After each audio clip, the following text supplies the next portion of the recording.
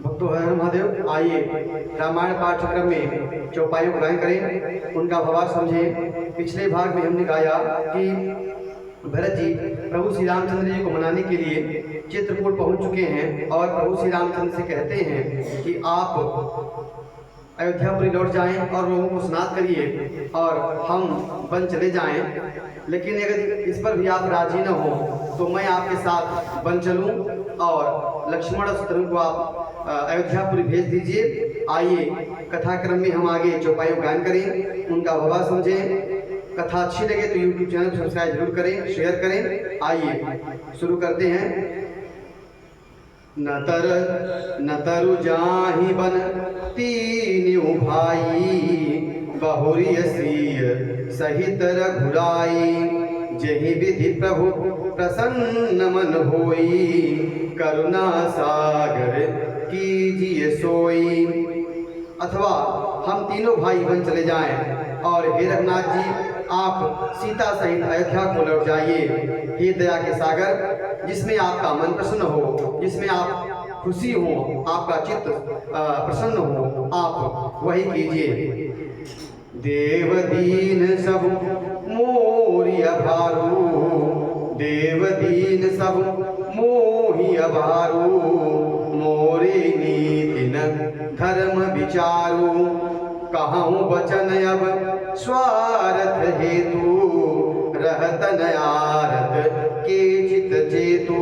भरत जी कहते हैं, हे देव आपने सारा भार मुझ पर रख दिया है, मेरे ऊपर जिम्मेदारी दे दी है, पर मुझे न तो नीति का विचार है और न तो धर्म का विचार है। मैं अपने स्वार्थ के पूर्ति के लिए ही सब सारी बातें कह रहा हूँ। और जो आर्थ व्यक्ति होता है, जो दुखी होता है, मनुष्य के उसके चित्त में विवेक नहीं रह जाता है।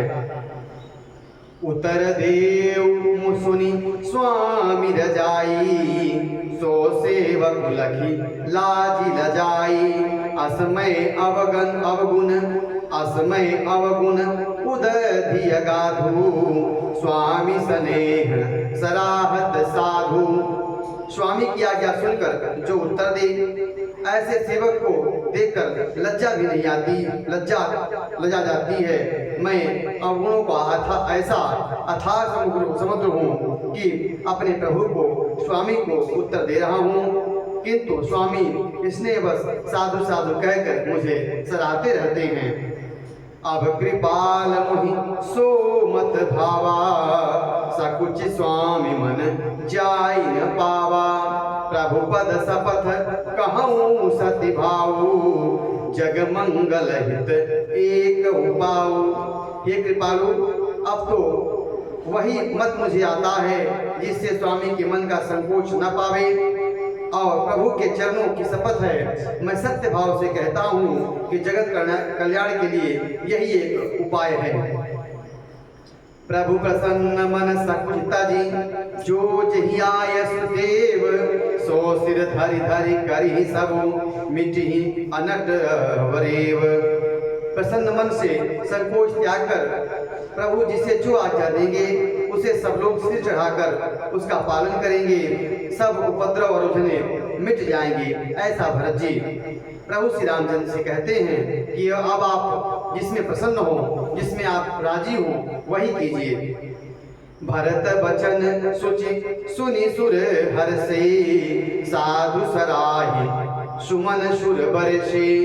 असमंजस बस अवध निवासी, प्रमुदित मन तापस बनवासी।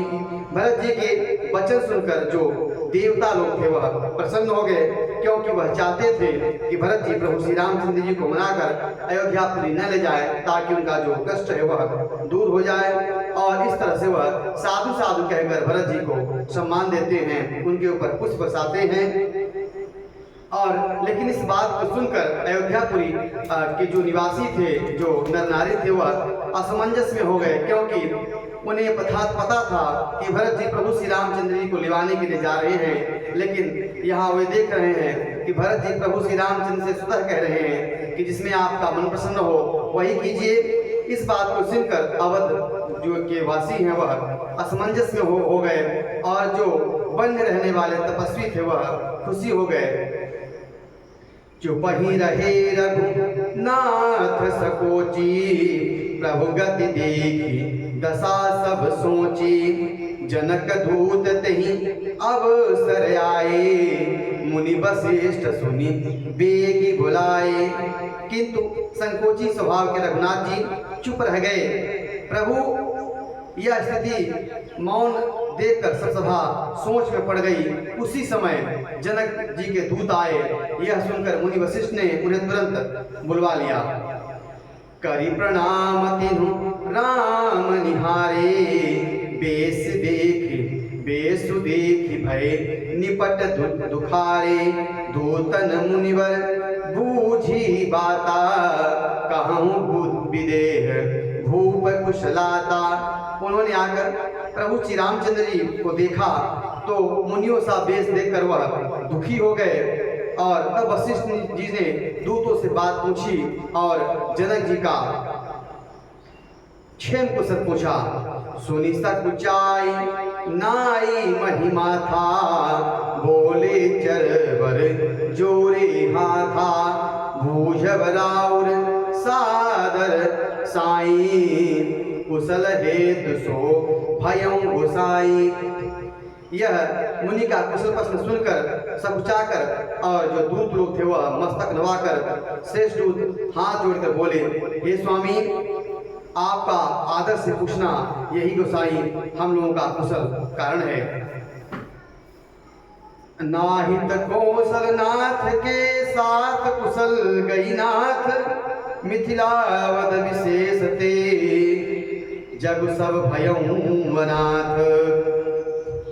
नहीं तो हे नाथ कुशल क्षेम तो सब कौशल नाथ दशरथ जी के साथ ही चली गई। ये तो सारा जगत ही अनाथ हो गया, किंतु मिथिला और अवध तो विशेष रूप से अनाथ हो गए।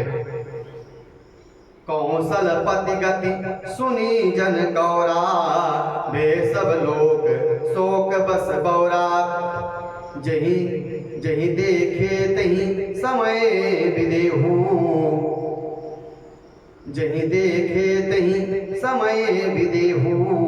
नाम सत्य यस लागन के हूँ। अयोध्यानाथ गति दशरथ जी का मरण सुन जनकपुरवासी सभी लोग शोकवश बावले हो गए। उस समय उन्होंने विदेह को शोकमग्न देखा। उसमें किसी को ऐसा न लगा कि विदेह नाम सत्य है। रानी गुचाल सुनत नरपालही, सूजन कछु जसमनि बिनु ब्यालही। भरत राज रघुबर बनवासु, भामिथिले सही हृदय हरासु। रानी की उचाल सुनकर राजा जनक जी को कुछ सूझ न पड़ा, जैसे मणि के बिना सांप को कुछ नहीं सूझता। फिर भरत जी को राज्य और श्री रामचंद्र जी को वनवास सुनकर मिथिलेश्वर जनक जी के हृदय में बड़ा दुख हुआ। निप पूछे बुध सचिव समाजू, कहूँ विचार उचित का आजू। समुझी अवध असमंजस, दो चलिय की रही न कह कछु को। राजा के सिद्धांतों, राजा के विद्वानों और मंत्रियों ने समाज में जाकर विचार कर कहिए आज क्या करना उचित है। अयोध्या की दशा समझ और दोनों प्रकार से असमंजस जानकर चलिए या रहिए, किसी ने कुछ बात नहीं कही। निपहि धीर धरि हृदय विचारी, पठय अवध चतुर चरचारी। बूझि भरत सती भाव कुभाऊ, आयहु बेगित होई लखाऊ। तब राजा ने धीरे धरकर हृदय में विचार कर चतुर गुप्तचर जासूस अयोध्या को भेजे।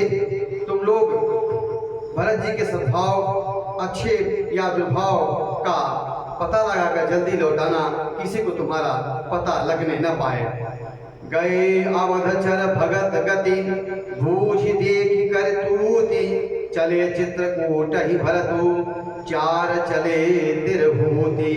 गुप्तचर अवध की ओर गए और भरत जी का ढंग जानकर, उनकी करनी देखकर जैसे जी भरत जी चित्रकूट क्यों चले, वे मिथिला की ओर चल दिए।